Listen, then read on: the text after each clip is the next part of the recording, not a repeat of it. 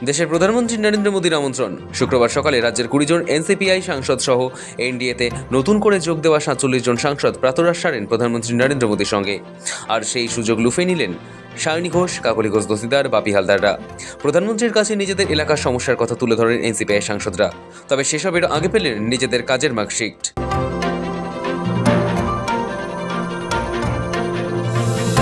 জানা গিয়েছে, বৈঠকে সংসদে প্রতিনিয়ত বিরোধীদের হট্টগোল ও অধিবেশন স্থগিতের ঘটনায় গভীর উদ্বেগ প্রকাশ করেন প্রধানমন্ত্রী নরেন্দ্র মোদী। শুক্রবার সকালে তার সরকারি বাসভবনে এনডিএর বিভিন্ন শরিক দলের লোকসভা সাংসদদের সঙ্গে আয়োজিত এক বিশেষ প্রাতরাশ বৈঠকে তিনি সাংসদদের উদ্দেশ্যে সংসদীয় বিতর্কে সক্রিয়ভাবে অংশ নেওয়ার কড়া বার্তা দেন। প্রধানমন্ত্রী বলেন, সংসদ হল গণতন্ত্রের সর্বোচ্চ মন্দির। সেখানে হইচই এবং হট্টগোলের কারণে নতুন এবং তরুণ সাংসদেরা বক্তব্য তুলে ধরার সুযোগ পাচ্ছেন না, যা অত্যন্ত অন্যায়।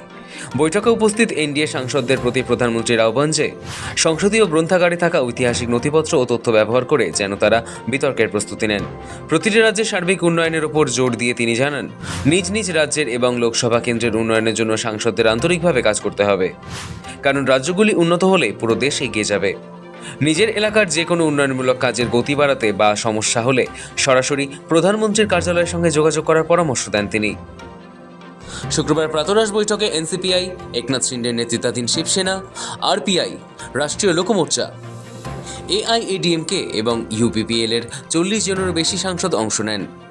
ইউডিএতে যোগ দেওয়া এই সমস্ত নতুন সাংসদদের আশ্বস্ত করেন প্রধানমন্ত্রী। তিনি বলেন, এনডিএ হলো একটি ঐক্যবদ্ধ পরিবার, কোনো একক দলের কথা নয়। এনডিএর প্রতিটি সাংসদদের সঙ্গেই তিনি ব্যক্তিগতভাবে দাঁড়িয়ে আছেন। কোনো বিষয়ে চিন্তিত হওয়ার কিছু নেই, প্রত্যেকেই উপযুক্ত সম্মান ও কাজের সুযোগ পাবেন।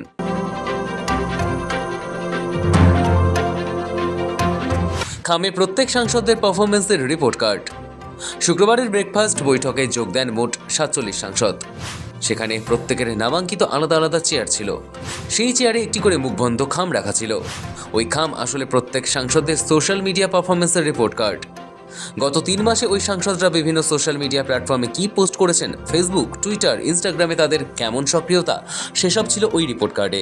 ওই রিপোর্ট কার্ড নিয়ে বৈঠকে বিশেষ আলোচনা হয়নি। পুরো সময়টাই প্রধানমন্ত্রী কাটিয়েছেন খোশমেজাজে।